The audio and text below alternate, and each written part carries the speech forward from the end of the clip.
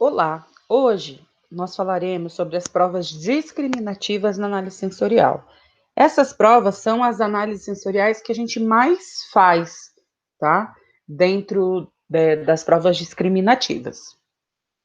Então, quando a gente fala das provas discriminativas, elas são conhecidas por um método de diferença sensível, tá? Que pode detectar uma diferença global de um produto ou fazer análise de atributos específicos, como, por exemplo, a cor, a doçura, a maciez, a textura, enfim.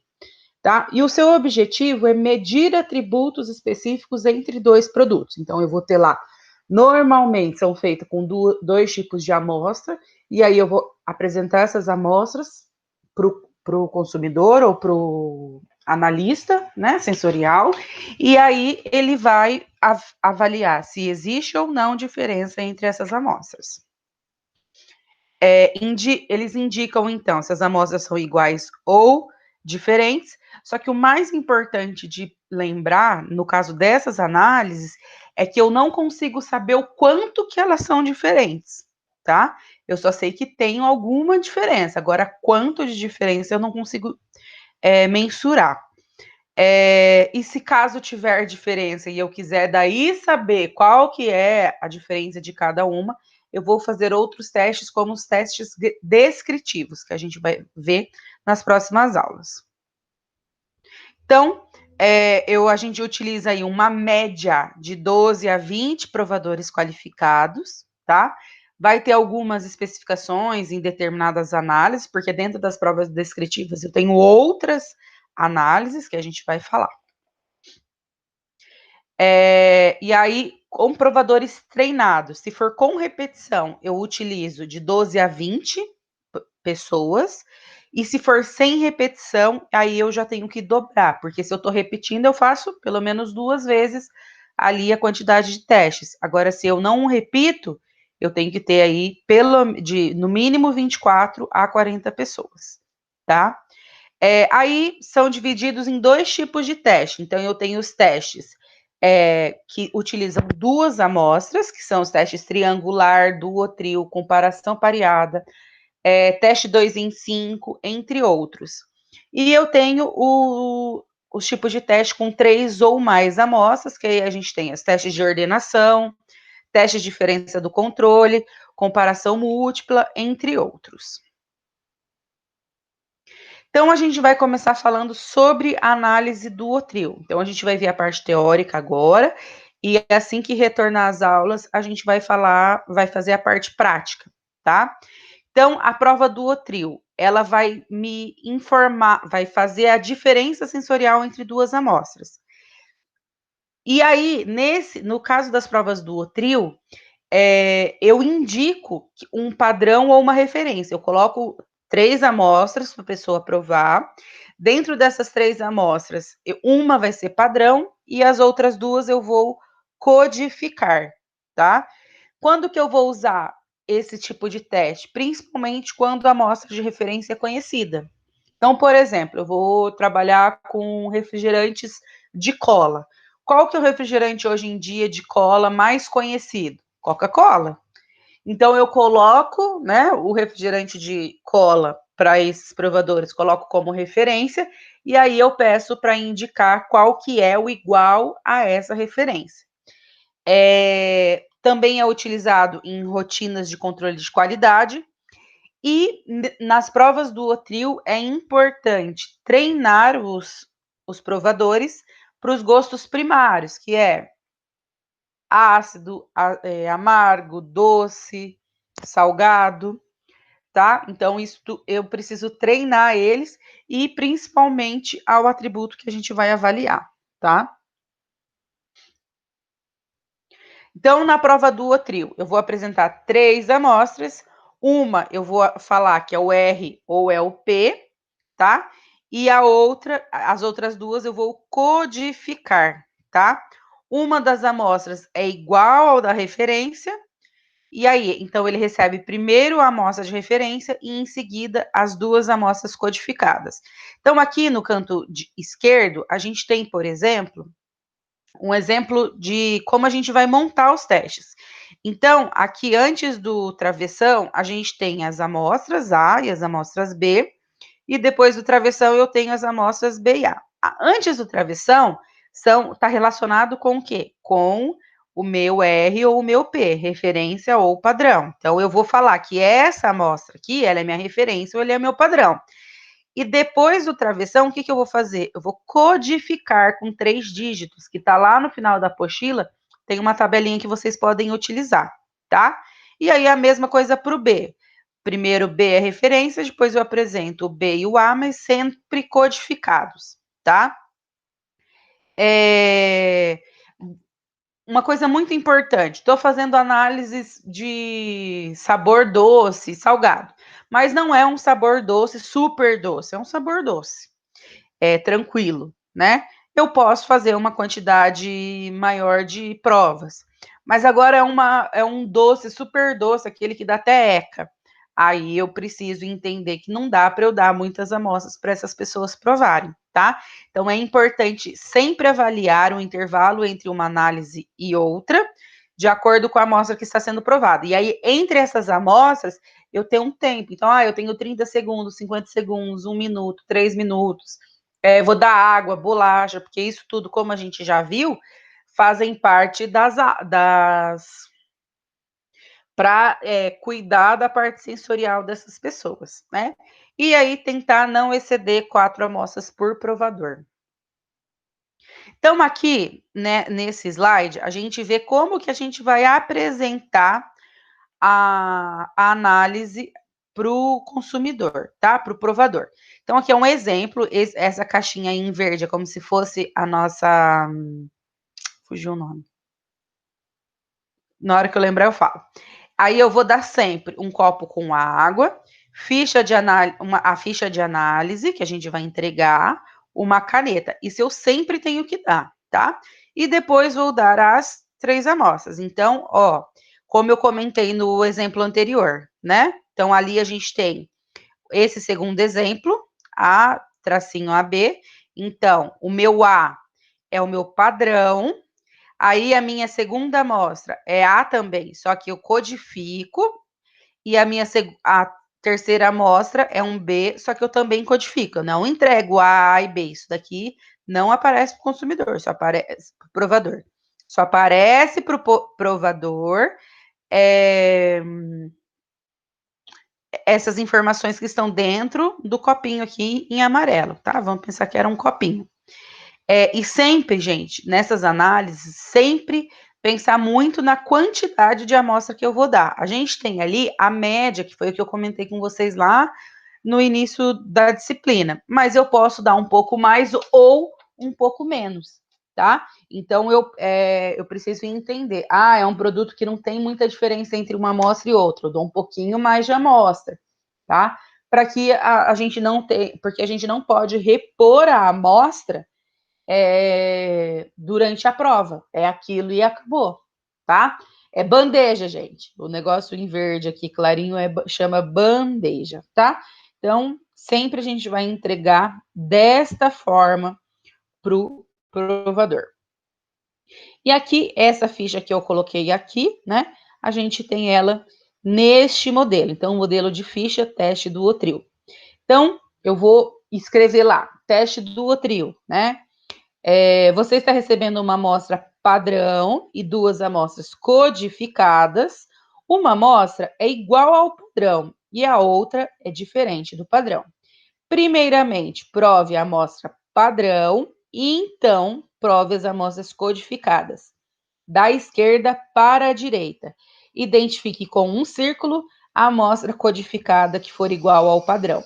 Então, você sempre vai montar a sua ficha de acordo com o seu teste, tá? Então, eu coloco aí as informações para o consumidor, tá? Para o provador que vai fazer essa minha análise. Então, aqui, eu falei que ele tem que provar primeiro a amostra P, depois analisar as outras 2 amostras, da esquerda para a direita. Isso a gente tem que levar sempre em consideração. Eu sempre faço análise sensorial da esquerda para a direita, tá? E aí eu peço, ó, identifique com um círculo. Não é para fazer X, é para identificar com um círculo. Né? Então eu coloco certinho o que eu quero na ficha e entrego para a pessoa provar. Então, a equipe, no caso dos testes do trio, eu tenho aí o mínimo de 15 provadores, tá? Então, é no mínimo 15, e aí o ideal é mais do que 30, tá? A gente tem o mínimo, mas a gente também tem o ideal. E sempre, né, esses provadores precisam estar familiarizados com o procedimento que a gente vai testar, tá? Com o produto que a gente vai testar. Então, isso é muito importante a gente fazer, tá? Familiarizar, explicar o teste, se precisar ter um tempo antes para fazer esse teste, é possível, tá? Então, isso tudo eu preciso identificar de acordo com o teste que eu vou fazer, com as pessoas que vão provar e etc.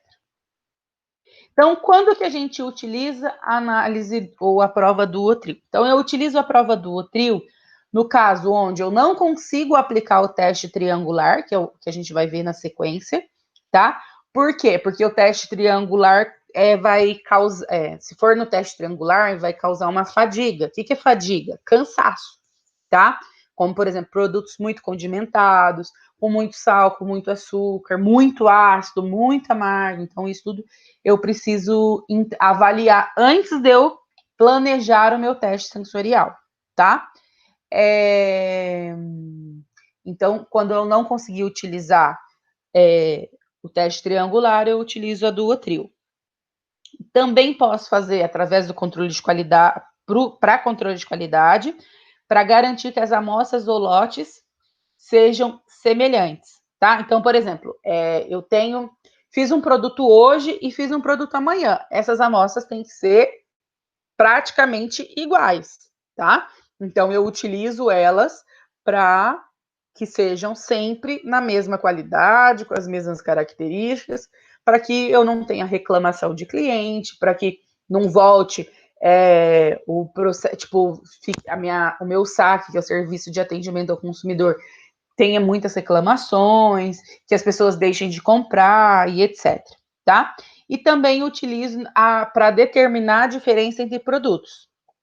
Devido à mudança de ingrediente, então, por exemplo, eu utilizo lá farinha da empresa A. A partir de agora, eu vou mudar para a empresa C porque é mais barato. Mas vai alterar as características do meu produto? Isso eu preciso avaliar, tá? E aí eu utilizo, no caso de provas, eu utilizo a Duotril. Tive mudança no processamento, mudou o tempo, temperatura, enfim, também posso utilizar a Duotril. Estou modificando as embalagens do meu produto. Por exemplo, os óleos. Antigamente, os óleos vinham em latas de alumínio, né? Hoje, elas vêm em plástico, em PET. Então, isso dá alteração? Não dá? Quanto de alteração que dá? É perceptível, é imperceptível? Então, isso eu consigo avaliar pela prova do Otril, tá? E em casos de estocagens diferentes, tá? Então, eu também se eu colocar na geladeira eu tenho uma qualidade, se eu colocar no armário eu tenho outra, se eu colocar exposto ao sol eu tenho outra, se eu colocar o abrigo do sol eu tenho outra. Então, isso tudo eu posso utilizar a prova do Otril. E aí a gente vai ver a prova triangular, que é muito similar à prova do Otril. Porém, eu não tenho amostra P ou amostra R, tá? Eu vou codificar as minhas 3 amostras. Então, eu entrego 3 amostras e peço para que a pessoa, né, que está provando o alimento, identifique qual é a diferente. Então, por exemplo, no caso da Duotril, eu peço para identificar qual é a igual ao padrão, aquela que eu referenciei e falei assim, ó, isso é o meu padrão. Qual dessas é igual ao meu padrão, tá? No caso da triangular, eu peço para falar qual das 3 amostras é a que não se encaixa ali no conjunto, tá? E aí eu tenho 6 formas diferentes para realizar essa análise, tá? Então eu tenho, por exemplo, aqui no canto direito eu tenho um desenho com as bolinhas, que seriam copinhos, tá? Onde com com meio branco é a A e com meio escuro é a B, tá? Então, aqui a gente tem, por exemplo, a A, né? É A, B, B, que é aqui, ó, aqui em cima, aqui, ó. Então, aqui tá literalmente descrito a mesma coisa, só que para vocês verem como a gente monta, tá? Aí, B, A, B, B, B, A. Aí, aqui tá como? A, B, A, B, A e B, A. O que se representa aqui? Nesses três primeiros, qual que é a diferente? A diferente é a A, então a pessoa teria que me indicar que a A é a diferente. E aqui a diferente é a B, então a pessoa vai ter que me indicar qual que é a diferente. Essas amostras precisam ser codificadas também aleatoriamente, utilizando aquela mesma tabela que eu comentei com vocês, que está lá no final da apostila.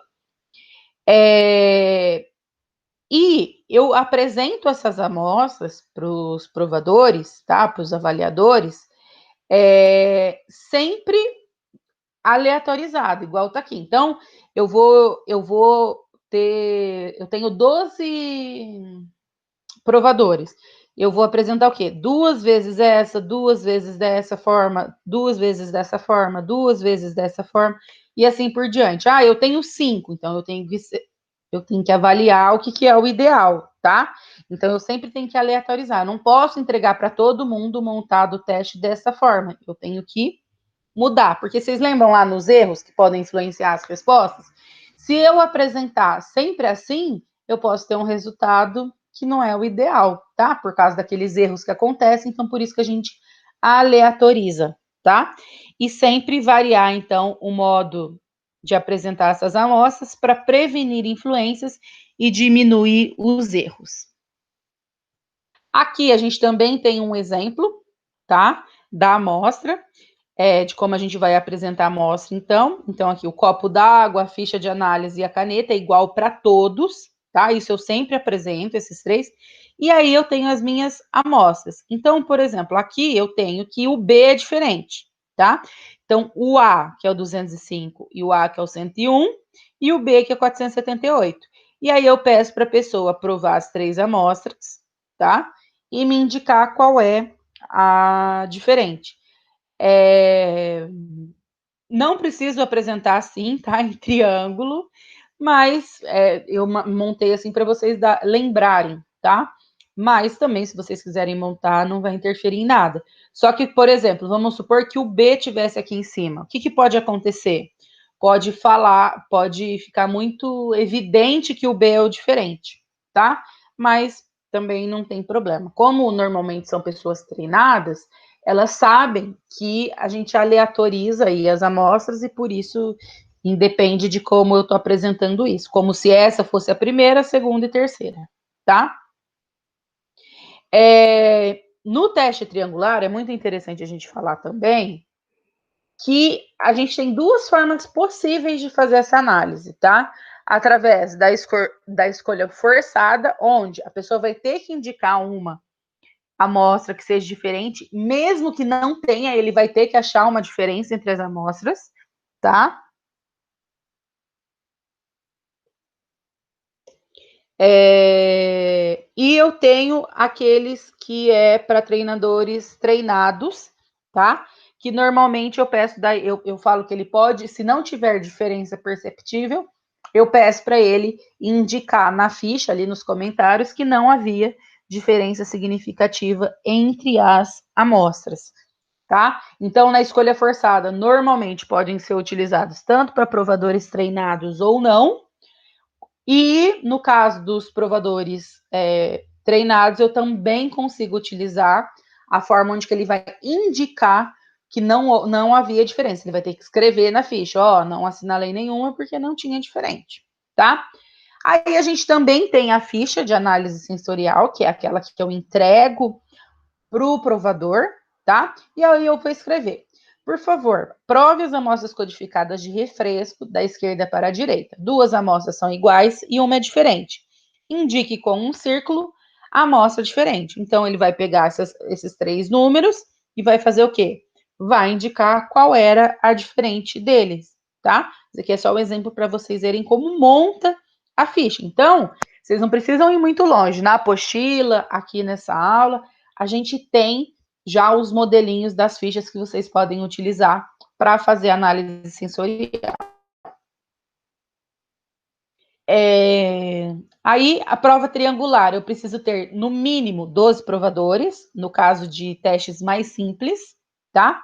Mas o ideal é sempre trabalhar acima de 20, entre 24 a 42 provadores, tá?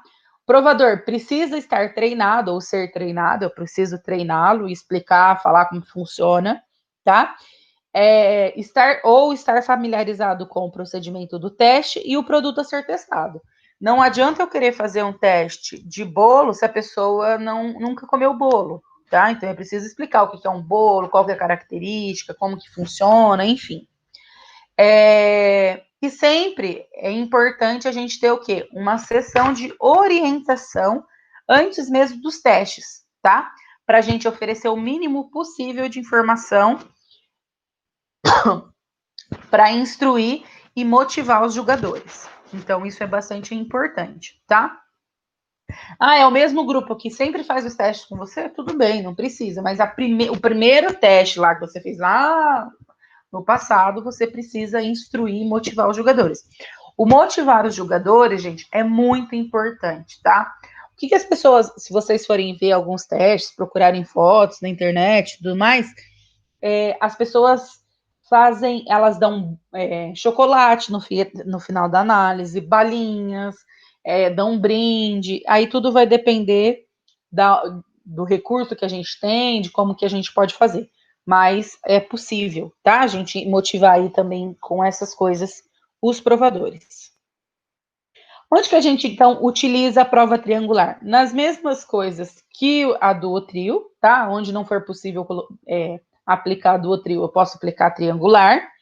Aí a gente, no controle de qualidade, então, para garantir que as amostras das produções sejam semelhantes, que é a mesma coisa que eu falei na duotrio. Determinação de diferença entre produtos devido à mudança nos ingredientes, mudança no processamento, utilização de embalagens diretas, condições de estocagem distintas e, diferente da duotrio, para selecionar provadores, tá? Para eu fazer testes aí com os provadores e ver se eles estão aptos ou não a participar das minhas análises sensoriais. E aí a gente tem a prova 2 em 5, tá? O que seria essa prova 2 em 5? Eu entrego 5 amostras codificadas, onde 2 são de um tipo e as 3 restantes são de outro tipo.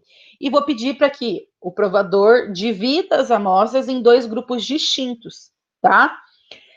Então, são 5 amostras codificadas, só que são 2 produtos, tá? Então, é recomendado próximo aí de 10 provadores, tá? Então, quando eu tenho um número pequeno de provadores para fazer os meus testes, eu consigo utilizar 2 em 5, por causa que, estatisticamente falando, eu consigo detectar a diferença e ela é mais eficiente, tá? Qual que é a principal desvantagem no caso da prova 2 em 5? Fadiga sensorial, tá? Efeitos de memória, não lembro o que eu provei na primeira, enfim, isso também pode acontecer. E se for para avaliar diferenças visuais, auditivas e táteis, ela não é recomendável, tá? É mais para sabor e olfato, paladar e olfato. Então, eu recomendo, então, utilizar para 10 provadores, tá? Sendo provadores qualificados ou treinados, então pessoas que já fizeram os meus testes, não posso dar para qualquer pessoa, tá? Então eu preciso aí treinar e qualificar esses meus provadores. Qual que é o procedimento, então? Então eu entrego as 5 amostras e peço para que o provador as divida em 2 grupos, né? Então, se em 2 grupos, eu vou ter um grupo de 2 e um grupo de 3. Quando o número de provadores é menor do que 20, a ordem de apresentação da amostra deve ser selecionada aleatoriamente, a partir das seguintes 20 permutações distintas. Então, no caso da 2 em 5, já muda. E aí eu vou ter 20 formas diferentes de apresentar a minha amostra, tá? Então, aqui a gente tem o caso na coluna da esquerda, eu tenho 10 formas possíveis de apresentar, com A sendo 3 amostras e o B 2, né? E no canto direito, o contrário, o B 3 amostras e o A 2, tá? Então, eu posso escolher entre elas, sempre lembrando, eu tenho 5 amostras, eu vou apresentar 5 vezes aqui essa primeira linha aqui de A.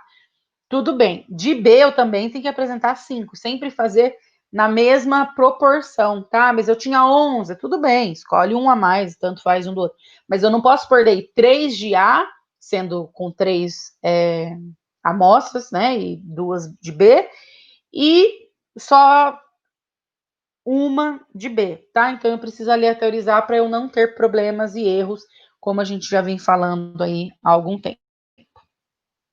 Então, na prova 2 em 5, eu vou apresentar a mesma coisa: copo de água, ficha de análise, caneta, e vou apresentar 5 amostras, tá? Aqui só está o exemplo para vocês saberem o que é B e o que é A.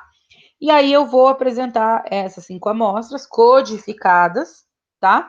Onde aqui, nesse caso, 2 eram As, 205 e 101, e 3 são Bs, 478, 305 e 689, tá? E aí a pessoa vai ter que me identificar na ficha de análise qual é de 2 grupos e qual é o grupo que tem 2 amostras e qual é o grupo que tem 3 amostras. Então, a gente utiliza ela principalmente no caso de amostras de testes que eu tenho poucas pessoas para realizar, tá? Nas mesmas indicações ali, aplicações que a gente utiliza para duotril ou triangular. Prova de diferença simples, tá? Nesse caso, eu só vou apresentar 2 amostras, tá? Eu apresento 2 amostras para o provador e vou pedir para eles indicar se as amostras são iguais ou se são diferentes. Metade das vezes eu apresento amostras iguais e na outra metade eu apresento amostras diferentes. Então, na metade eu tenho 10 pessoas, 5 pessoas vão receber 2 amostras iguais e vão falar se é igual ou se é diferente, e as outras 5 vão receber uma amostra de cada e vão me falar se são iguais ou se são diferentes, tá? Eu utilizo essa prova para identificar e determinar se existe diferença entre 2 amostras, principalmente na comparação de amostras de sabor intenso ou sabor que se prolonga nas papilas gustativas, tá? E amostras bastante complexas e que possam ser mentalmente confusas para os provadores. Então, isso é muito interessante, tá? Avaliar aí, eu tenho. Fica um pouco complexo, você só vai falar qual que é, se são iguais ou se são diferentes, só. Não é um bicho também de 7 cabeças, é bastante simples, só que para produtos bastante complexos. Ela é bastante demorada, tá? Se a gente comparar ela com as outras análises. E eu sempre preciso comparar as respostas obtidas de amostras diferentes, A, B ou B e A, com as respostas obtidas com pares de amostras idênticas, AA e BB, tá? Por que eu utilizo as amostras idênticas, tá? Para não ter o efeito placebo. Sempre é diferente, então vamos colocar que tudo é diferente. Não, tá? Então isso é bastante importante para não ter aí problema ou não fazer com que a prova seja feita de qualquer jeito. Então aqui a gente tem, eu vou trabalhar com 200 provadores, tá? Pelo menos, ou se for uma amostra, se eu conseguir repetir esses testes com mais de uma vez, aí eu utilizo 100 pessoas, tá? As amostras são complexas, então eu não apresento mais de um par por sessão, tá? Então eu apresentei agora uma sessão, por exemplo, e aí à tarde eu vou apresentar outra sessão para essa pessoa, que pode ser tanto BB como AB, tá? Ou BA. Podem ser treinados ou não, tá? mas eu não posso misturar esse tipo de pessoas. Então, por exemplo, eu peguei consumidor. Aí eu só posso trabalhar com pessoas que são consideradas consumidor. Não posso trabalhar com pessoal treinado, com pessoal que eu tenho ali específico, tá? E qual que é o procedimento? Eu apresento as duas amostras simultaneamente para o provador. Então, aqui a gente tem um exemplo, eu vou apresentar duas amostras e a pessoa vai me indicar se são iguais ou se são diferentes. Aqui, nesse caso, ele teria que falar que são diferentes. Mas, vamos supor que tivesse 101 e 205, e o 205 fosse A, ele teria que falar que é igual, tá? Mas daí vai do seu teste e tudo mais. E aí, por último, a gente tem a prova de ordenação, tá? Ela é bem parecida com aquela que a gente ordena a preferência, né? Que a gente viu na aula anterior, mas nesse caso a gente tem a prova de ordenação que é utilizada para identificar um determinado atributo. Então, eu apresento aí mais de duas amostras, então tem que ser pelo menos 3 amostras, tá? E vou solicitar para que o provador ordene de acordo com a intensidade do atributo que eu estou avaliando. Ah, é de cor, então a pessoa vai avaliar. Só que eu preciso identificar qual que é a mais forte, a cor mais forte, qual é a cor menos forte. Isso tudo eu preciso indicar, tá, gente? Não posso... ordene a intensidade da coloração, porque um pode fazer de um jeito, outro pode fazer de outro. Então, eu preciso sempre determinar e escrever lá na fichinha, tá? Quando que eu utilizo essa prova sensorial de ordenação? É quando eu estou fazendo comparação de diversas amostras, só que avaliando um atributo apenas, tá? É a forma mais fácil de efetuar essa comparação, tá? Os dados que a gente obtém são só ordinais de ordem, então primeira, segunda, terceira, quarta, quinta, vigésima, enfim. É bastante rápido esse teste, tá? E aí a gente pode utilizar para a gente fazer uma pré-seleção. Por exemplo, eu tenho 5 amostras de um iogurte, tá? E o meu iogurte que eu estou desenvolvendo está no meio dessas 5. Só que eu não sei com qual comparar. O que, que eu posso fazer? Eu coloco as 5, mas eu queria só ter 2 ou 3 amostras, 2 amostras ali para eu provar. Eu coloco entre as 5, tá? E peço para a pessoa provar. E aí eu pego a que está logo em seguida, né? Ou antes da que é do que é o produto que eu estou desenvolvendo, tá? Então, é uma forma que a gente tem aí para selecionar as amostras. E também posso utilizar para treinar e selecionar provadores. Então, é uma prova bastante simples, posso fazer ela com provadores com pouco treino ou só que foram explicados como que acontece, tá? Mínimo de 5 ou 8 provadores, o ideal é 16 ou mais. Então, como que a gente vai fazer essa análise sensorial? Eu vou apresentar o conjunto de amostras ordenadas, aleatoriamente, tá? Então, para uma pessoa eu vou apresentar numa ordem, para outra eu vou apresentar de outra ordem, e assim por diante. E vou pedir para que essas pessoas ordenem de acordo com o atributo em questão. Então, qual é mais forte, qual é menos forte no sabor de café, por exemplo, tá? As amostras vão ser apresentadas simultaneamente, então eu entrego todas as amostras, e aí ela vai. Normalmente o que ela faz? Ela faz uma classificação provisória e depois ela refaz o teste para ela tentar ver se teve alguma alteração, para ela, tipo, ordenar e proceder às alterações necessárias. Então, ela vai verificar se o que ela fez ainda continua de acordo, tá? Caso as pessoas falem, mas tem 2 amostras ou mais que são idênticas, tá? A pessoa vai ter que ordenar, tá?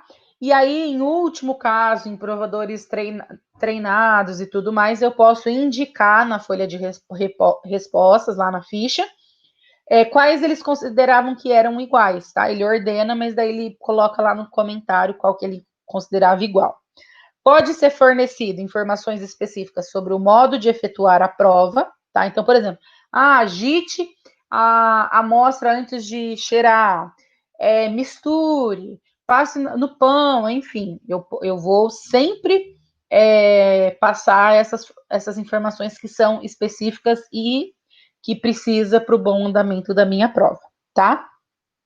No caso do provador, degustar o produto, tá?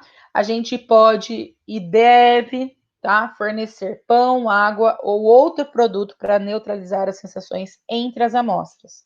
A gente já falou bastante também nas aulas anteriores. Então, aqui a gente tem um exemplo de um teste de ordenação, tá? Aqui a gente está falando sobre avalie o aroma de cada uma das amostras, da esquerda para a direita, e as ordene em ordem de aroma frutal mais forte para o menos forte. E ainda eu coloco debaixo dos risquinhos qual era o mais forte, qual era o menos forte, tá? Então eu indico tudo para não ter problemas, a pessoa não ter que ficar me perguntando e tudo mais. Então eu escrevo tudo que precisa ser escrito na ficha. Gente, uma coisa muito importante é eu testar, fazer esse teste, né, para ver se está tudo entendido quando ele lê a ficha com relação às amostras e tudo mais. Então, aqui, por exemplo, eu tenho um copo, eu tenho aí a bandeja, eu apresento as amostras e vou pedir para ele ordenar qual que é o frutal mais forte, qual é o odor de frutas menos forte, tá? E aí ele vai pôr na ficha de análise o que ele encontrou. Então, sempre tem que indicar, sempre falar para provar da esquerda para a direita, tudo bem? Então, a aula de hoje foi sobre as provas discriminativas. A gente tem outras provas, mas eu acho que essas são as mais importantes, as que a gente mais utiliza na análise sensorial, tá? Ficamos por aqui hoje, né? Espero que tenham gostado dessa aula, que tenham entendido. Se ficar com alguma dúvida, estou à disposição. Um abraço a todos e até mais.